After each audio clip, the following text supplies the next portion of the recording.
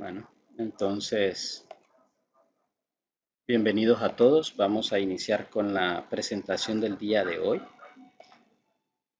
Como les decía en la introducción, la idea de esta actividad, de estas conferencias, es pues, que nosotros compartiéramos algunos de nuestras experiencias con los demás colegas y pues que sea provechosa para todos. Ya poníamos el ejemplo de la conferencia de ayer y de las otras que hubieron, porque ayer hubieron dos.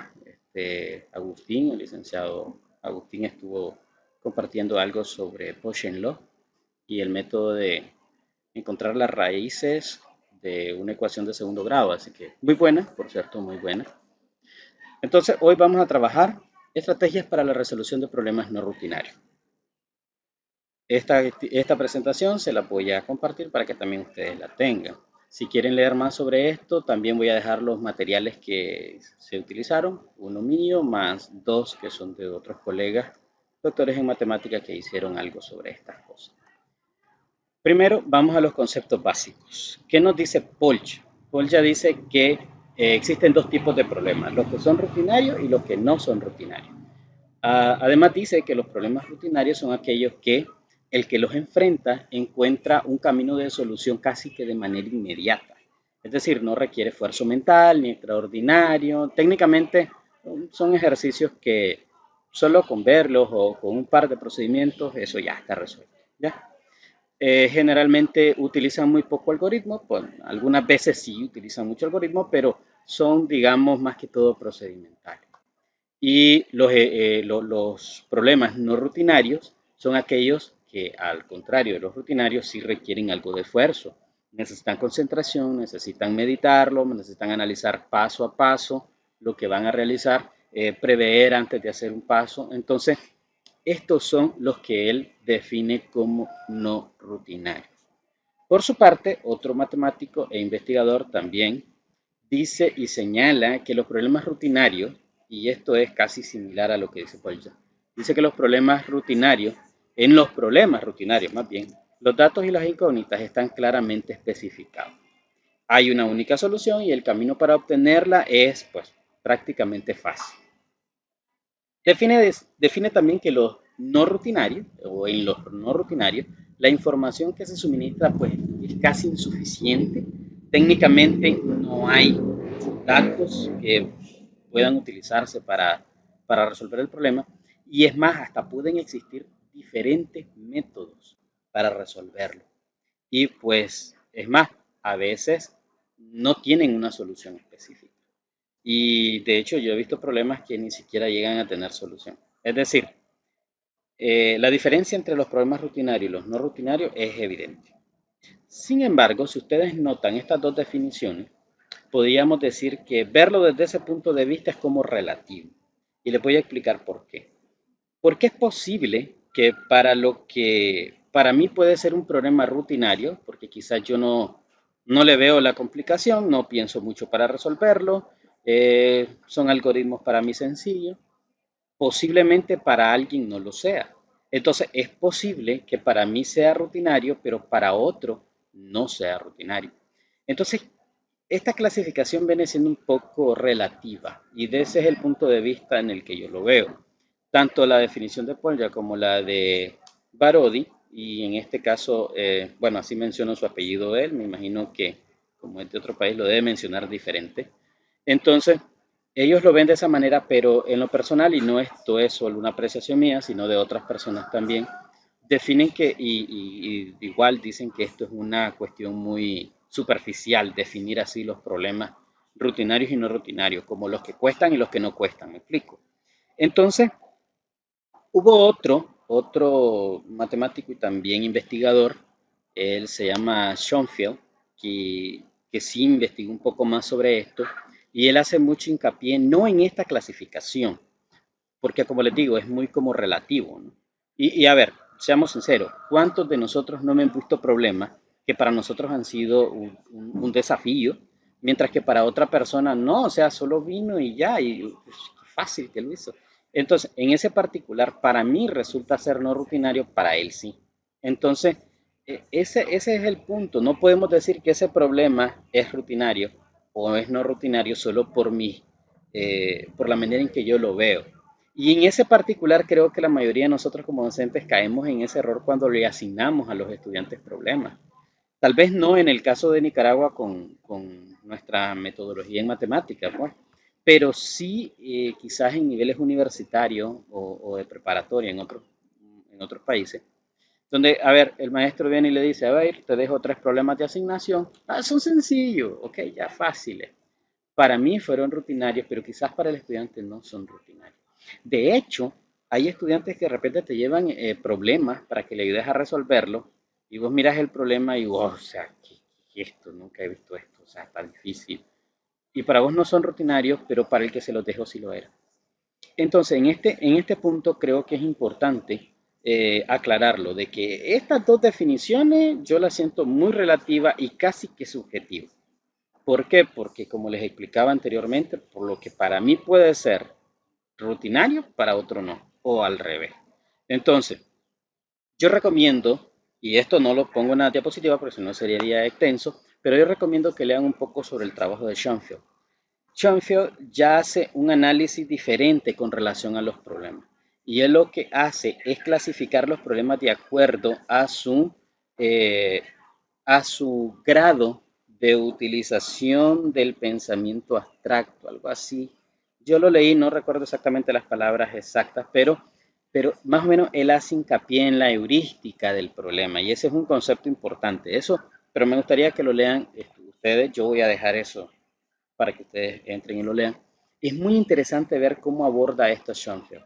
De hecho, él propone también unos 4 pasos similares a los de Paul, ya casi que son los mismos, pero él hace hincapié mucho en la heurística del problema, es decir, en lo que el problema requiere con relación al pensamiento abstracto y al pensamiento lógico-matemático del que lo va a resolver. Es bastante interesante.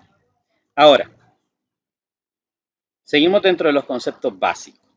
Otro matemático investigador, Piogoli, me imagino que es un italiano, tiene un nombre así, se refiere a los métodos heurísticos generales y comprende algunos procedimientos para resolver problemas y él recomienda lo siguiente. Como una de sus estrategias es trabajar en sentido inverso. Es decir, no comenzar con el problema por el inicio, como lo hace todo el mundo, sino iniciar al revés, de atrás para adelante.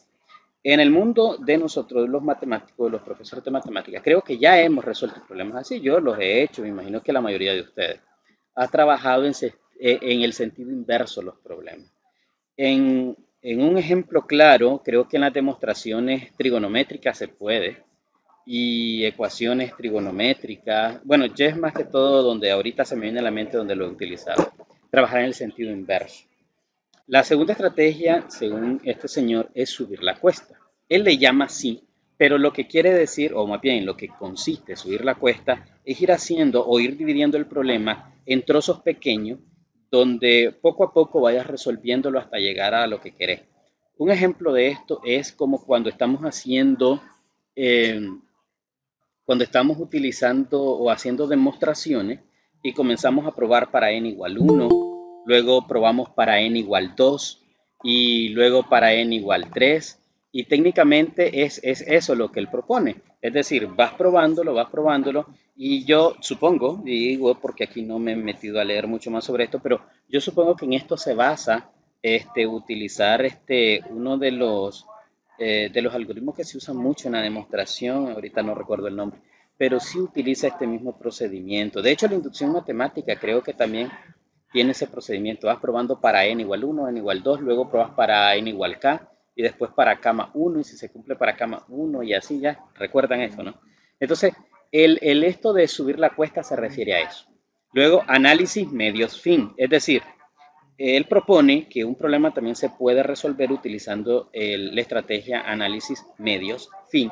Lo que significa es que tengo, que necesito. Por ejemplo, hay muchos problemas, y yo sé que ustedes lo han hecho porque donde que no han visto estos problemas, donde ustedes ven el problema, ven los datos y ustedes dicen, pero como quiero encontrar tal cosa, para eso está esto. ¿Ya? Es decir, hay un dato ahí que me da a entender de que con ese medio yo voy a resolver ese problema.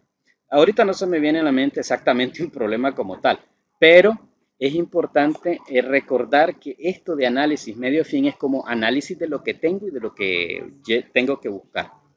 A veces nosotros hemos visto problemas y, a ver, si te piden tal, por ejemplo, ¿verdad? Voy a decir un ejemplo. Eh, Hace unos días mi hijo tenía un problema sobre potenciación y estábamos resolviéndolo y de repente le digo, ese problema tiene algo raro. ¿Y por qué, mes? Porque es que ese tipo de exponente no tiene lógica. Aquí te va a dar una expresión cuadrática, aquí te va a dar otra cosa y estas dos deberían de dar similares para que se eliminen los cuadrados y encontrar una lineal y es una sola solución. Por lo que el enfoque del problema era eso, pero con ese dato que tenés no parece. Entonces, el análisis de medio fin viene siendo eso, analizar los datos y ver con qué datos cuento para saber cómo es que voy buscando la respuesta. Un ejemplo claro, un problema me dice que están trabajando en kilómetros y la pregunta me dice que necesito la respuesta en metros, por decir algo. Entonces yo ya sé de que al final voy a hacer un proceso de conversión de las unidades de medida, por decir un ejemplo rápido. Ese es el punto 3. Otra estrategia heurística que propone, pero ahora otro matemático investigador, Salazar, dice que se pueden utilizar 5 estrategias. Una, usar el ensayo-error, creo que lo hemos hecho todos en algún momento en la vida. 2, hacer un dibujo, esto lo hacemos a cada rato. 3, resolver un problema más simple, a este también se le conoce como cambio de campo. Y lo que consiste es en cambiar el problema por algo más práctico. Esto generalmente se usa cuando no estás acostumbrado al tipo de redacción de un problema. Entonces vos lo que haces es, a ver, eh, por decir algo, el problema es de álgebra y te dice que tenés que calcular una expresión algebraica que vas a dividir con otra. Ahorita estoy más o menos creando una idea, ¿no? de ese ejemplo. Entonces vos lo que haces es cambiar esta expresión algebraica por un número. Por ejemplo, ahorita que se me vino a la mente, cuando nosotros enseñábamos divisiones de polinomios hace años, yo sé de que todos deben acordarse, y también había sustracción de polinomios. Recuerdan que uno de los libros que más se usaban era Baldor, ¿no? Y que la expresión decía de, y salía un polinomio, restar otro polinomio, y a veces salía al revés, ya, el polinomio tal del tanto. Entonces, ¿qué es lo que generalmente hacían? Bueno, yo lo hacía. Yo le decía al estudiante para que comprendiera lo que tenía que hacer y para que comprendiera quién iba a restársele a quién. Yo le decía, cambia esa cantidad por un número. Y le decía, en lugar de decir de toda esa expresión, decí 8. Entonces, de 8 restar 5. Entonces le decía yo, ¿a quién le vas a quitar quién? Entonces, al 8 le voy a quitar 5. Entonces, ¿quién es 8? 8 es esta expresión matemática. Entonces, a esta expresión le resto esta otra expresión. Entonces, ese es un ejemplo de resolver un problema más simple para adaptarlo al problema original. Claro, no necesariamente tiene que ser idéntico, pero sí que lleve la misma heurística del problema, y eso es lo importante ahí. Luego el inciso D, el uso de algoritmos. ¿Cuándo es el uso del algoritmo? Bueno, el uso del algoritmo es el uso de procedimientos. Hay problemas que no requieren procedimiento para poderse resolver. Y aquí voy a hacer un ejemplo sobre esto. Cuando nosotros estamos haciendo un problema, por ejemplo, ahorita en las Olimpiadas salió un problema bastante bonito, bastante interesante, que era sobre que había una secuencia de números y que después los números se comenzaban a sumar y se colocaba el último dígito de cada suma. Entonces, vos podías hacerlo a mano, pero eso iba a ser enorme. Entonces, la idea es, con el uso de algoritmos, ir probando hasta encontrar una secuencia y ya de ahí hacer una división y ya encontrar la solución. Entonces, más o menos se viene pareciendo como al subir la cuesta de Pioioli, pero es más que todo el uso de algoritmos. Entonces, es la recomendación 4 que hace Salazar. Y por último, procesos de pensamiento divergente, es decir, buscar muchas alternativas que puedan dar a la misma solución o que esos procedimientos me sirvan para validar una respuesta que ya tengo. Nosotros lo hacemos mucho, ya les voy a explicar. Cuando trabajamos con geometría, lo hacemos. Por ejemplo, cuando queremos demostrar el volumen o comprobar si realmente, en álgebra lo hacemos, si realmente ese dato resuelve la ecuación. Entonces nosotros comenzamos a darle el valor a la variable y decimos, ok, y si le damos otro valor, entonces le damos otro valor. Cuando hacemos desigualdades y encontramos soluciones o validamos un conjunto de solución, igual. Entonces, en ese particular, estos pasos o estas estrategias que enuncia Salazar son utilizadas y nosotros las hemos hecho de una o de otra manera. Un ejemplo general es este problemita. Una bolsa tiene 350 galletas, de las cuales algunas son redondas y las demás son cuadradas. De estas, 200 son saladas y el resto dulce. Hay 110 galletas cuadradas que son saladas y hay 75, óigase muy bien, y hay 75 galletas redondas que son dulces. Si Mario toma una galleta redonda al azar, ¿cuál es la probabilidad de que la galleta sea dulce? Miren qué interesante. Para muchos, y vamos a ver, ¿cómo lo clasificarían ustedes? ¿Será un problema rutinario o será un problema no rutinario? Si ustedes notan, no hay mucha complicación. Yo podría clasificarlo, de acuerdo a la clasificación de los dos primeros señores, yo podría clasificarlo como no rutinario, porque definitivamente no necesito mucho para resolverlo. Simplemente es observar a quién se está refiriendo, tomarlo y sacar la probabilidad. O sea, es decir, no hay complicación en eso. O sea, no hay, ni siquiera voy a hacer operaciones complicadas. Entonces yo podría definirlo como no rutinario. Pero es muy posible que muchos de ustedes o algunos de ustedes lo hayan leído a primera vista y hayan dicho, está interesante ese problema, está fuerte. ¿Ven? Y es normal. A veces, y es ahí donde yo hago esto, yo justifico algo de esto en lo que yo estoy trabajando, y es que depende mucho de la experiencia en resolver problemas.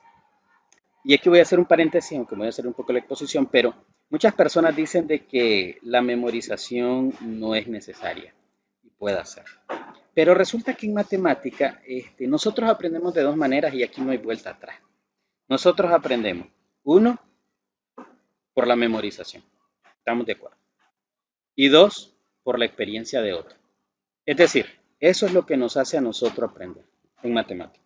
Por ejemplo, cómo te aprendiste las tablas o cómo te las aprendes. Tienes que memorizarte y tenés que memorizarlas repitiendo.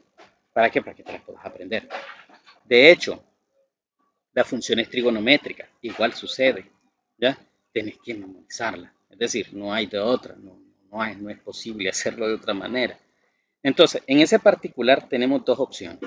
Y la práctica de unos algoritmos me genera la experiencia para poder enfrentarme a problemas similares.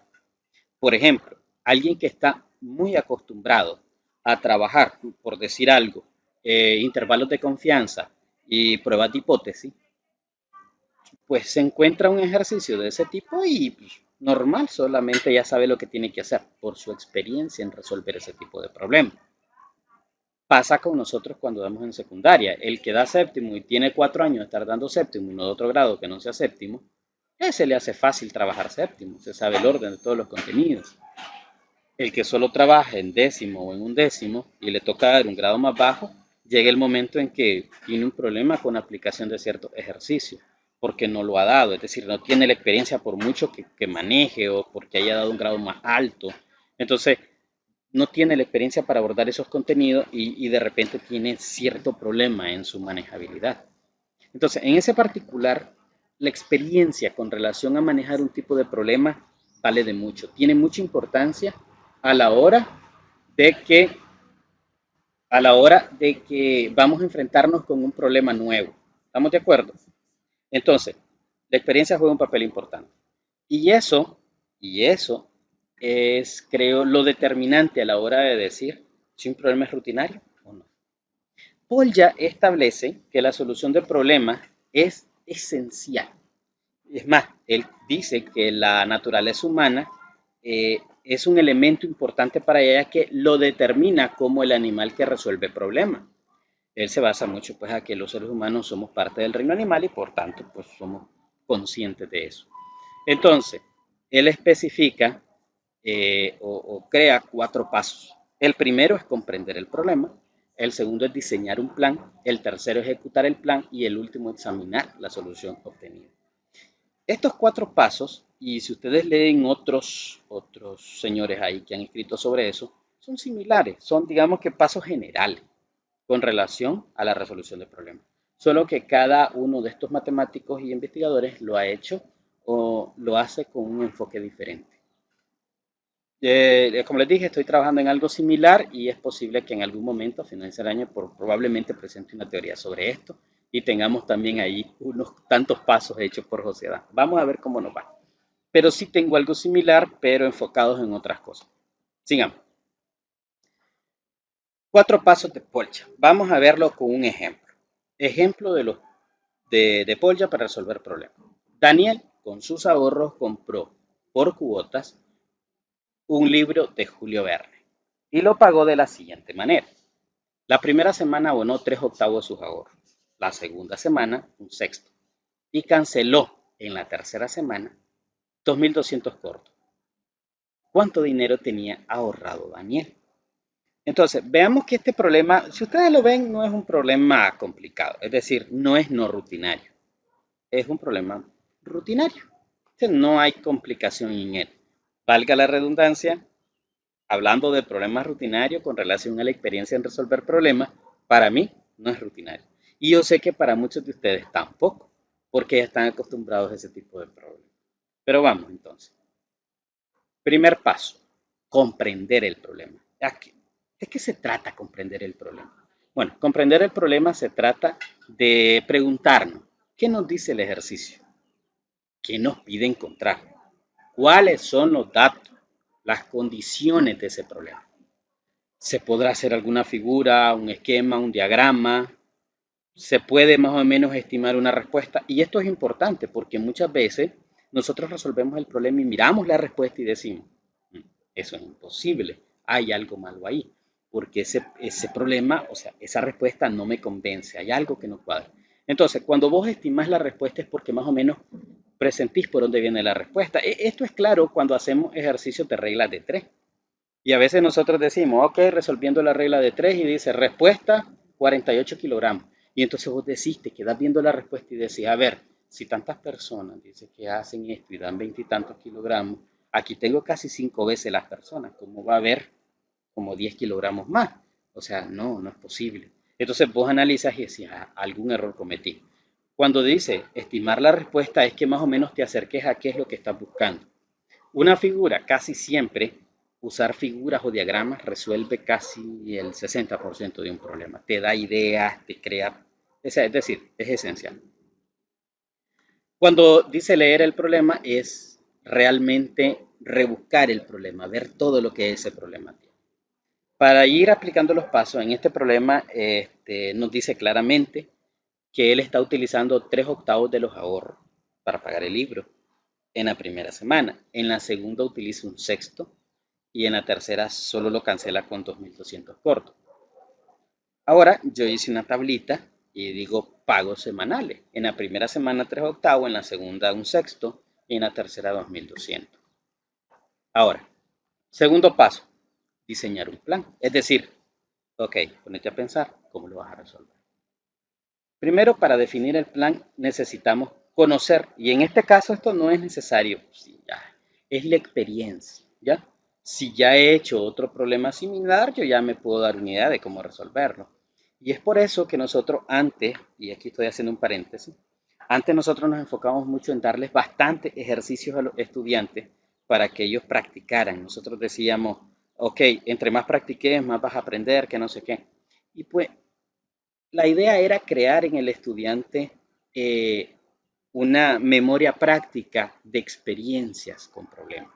O sea, yo lo entiendo así y creo que esa era buena estrategia porque le creas al estudiante un sinnúmero de experiencias basados en problemas diversos y cuando él se enfrenta a un problema que se asemeja en procedimientos al que ya ha realizado, pues simplemente, lo puedo hacer de esta manera, ¿ya? Entonces, en ese particular creo que era importante eso de practicar bastante.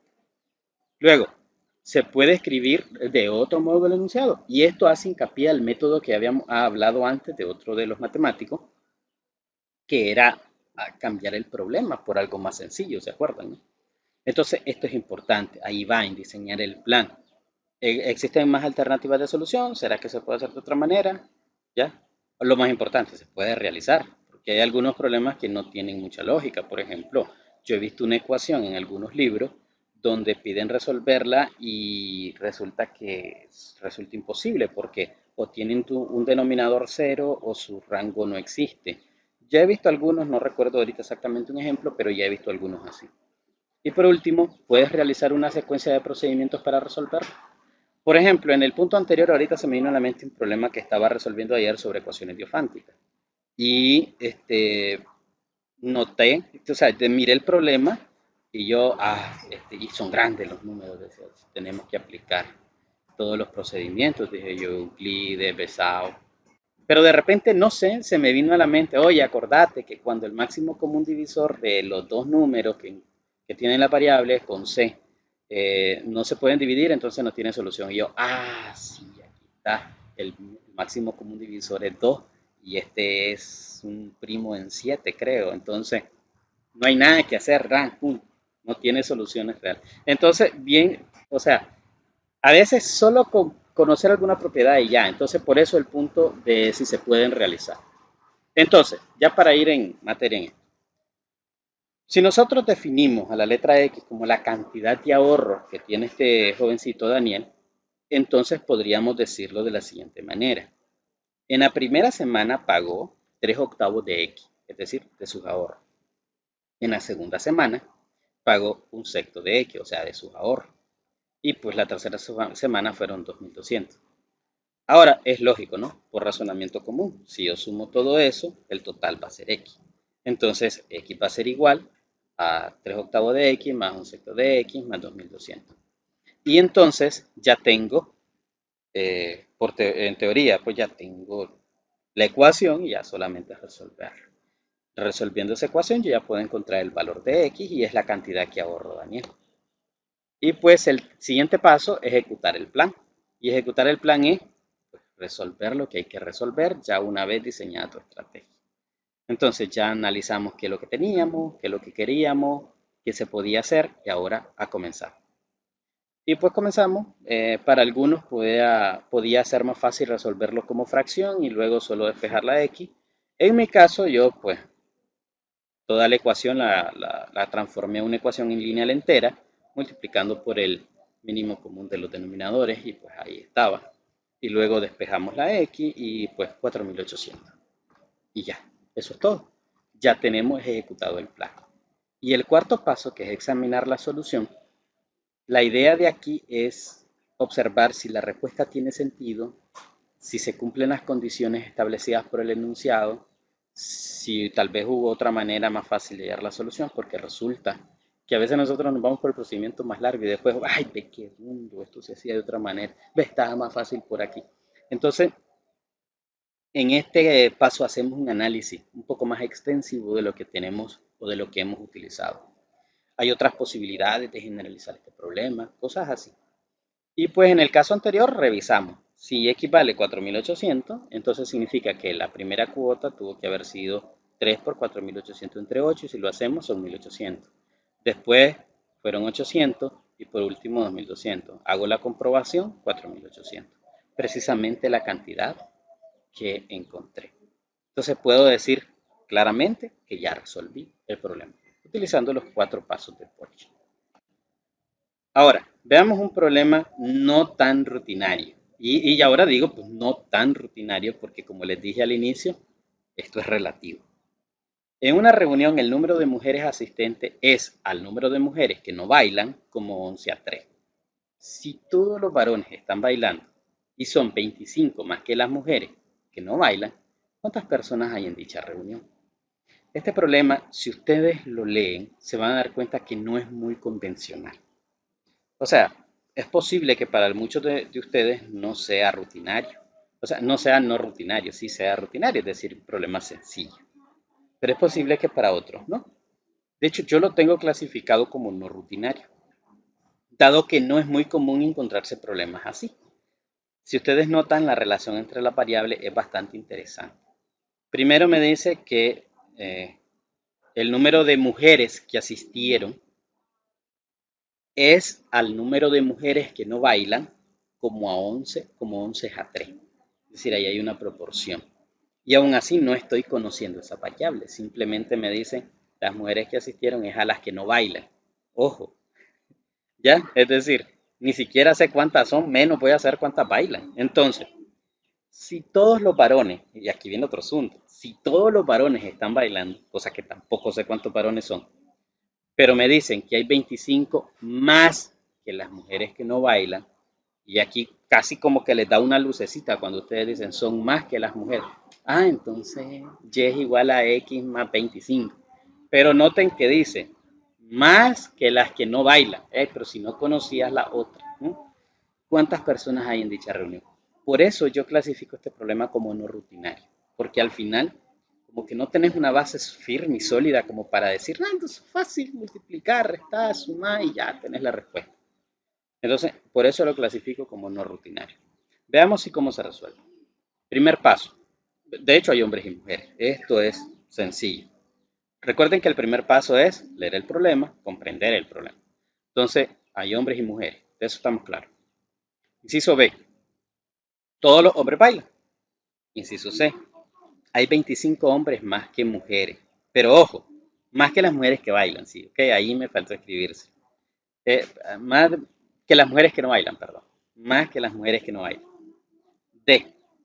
Definamos la variable. Y aquí viene el asunto. X va a ser el número de varones y Y el número de mujeres. Listo. No estoy diciendo las que bailan y las que no bailan. Simplemente varones y mujeres. Podemos usar una tabla. Podemos usar una tablita para más o menos crearnos la idea. Hombres, mujeres, bailan, no bailan, total. Entonces, hombres bailan X, total X. Mujeres bailan X. ¿Por qué? Porque si están bailando con varones. Bueno, en este caso suponemos que es así. Pues. La verdad es que ya saben que ahora pues, últimamente pues, ya ni se sabe. Entonces, bueno, no es el punto, pero sigamos. Mujeres, X. Las que no bailan, digamos que son X menos 25. Estamos de acuerdo, ¿no? Y el total son Y. Ahí yo ya tengo planteado en esencia mi variable. Sigamos. Segundo paso, crear el plan. Ok, usemos los datos de la tabla, ¿no? Y vamos a darnos cuenta de que el problema también nos da una relación, era 11:3. Y pues eso es importante, ¿no?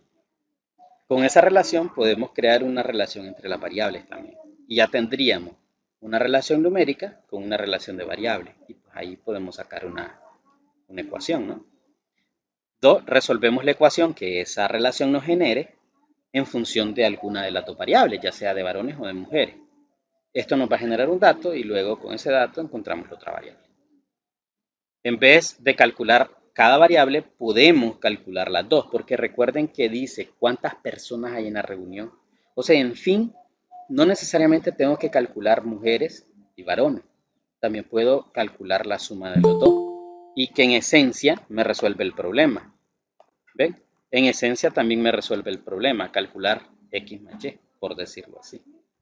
Veamos lo que sigue. Tercer paso, ejecutar el plan. Primero, hagamos la relación que dice el problema. Mujeres que asisten, mujeres que no bailan. Relación 11:3. Muy bien, veamos cuántas mujeres son las que asisten y cuántas las que no bailan. Las que no bailan son X menos 25. Esta va para el denominador. Y las que asistieron serían las que bailan, que son X, más las que no bailan, que son X más 25. O sea, en total, 2X menos 25 sobre X más 25 igual a 11:3. Ahí tenemos la relación. Y noten que ahora se me hizo una relación lineal. Y eso me va a desembocar en una ecuación lineal y ya pues ya, como todo matemático, ya cuando ya llegamos a esto, ya nos reímos porque ya eso ya está resuelto. Y multiplicamos en cruzado y ya, el resto es aritmética. Bueno, es más que todo matemática. Entonces decimos x igual a 40. Teniendo ya el valor de la x, yo puedo calcular el valor de la y. Y entonces eso sería 2x menos 25. Y haciendo la operación, eso me da 55. Como me piden cuántas personas hay en la reunión, o sea, varones más mujeres, sumo x más y pues eso es 95. Cuarto paso, revisemos el problema, analicemos nuestra respuesta, veamos qué sucede. Si nosotros analizamos y vemos la razón 11:3, ¿cuántas mujeres asisten a la fiesta? 55, ¿no? Aquí puse los datos a un lado para que los fuéramos comprobando. 55. Y las mujeres que no bailan, en este caso serían 40 menos 25, que son las que bailan con los hombres, y serían 15. Si nosotros hacemos esa comprobación, 11 a 3, así como 55 a 15, simplificamos 55 y 15 porque tienen quinta, y pues 11 a 3. Se cumple la proporción. De esa manera ya podemos decir claramente que ¿cuántas personas llegaron a la fiesta? 95 personas. En general, podemos decir que el desarrollo de los aprendizajes en los estudiantes, y no solo en los estudiantes, sino también nosotros como maestros, está en la evolución del entendimiento. Manejar propiedades, manejar conceptos, manejar experiencia en la solución de problemas, que esto yo diría que es lo más importante, y esto nos va a ayudar a crecer. Pero la mejor estrategia es aquella que más se adapta a nuestras condiciones. Hay muchas personas que dicen, que yo uso esto, no, que yo uso lo otro. La mejor estrategia es aquella que se adapta a tus condiciones. Así que hemos concluido.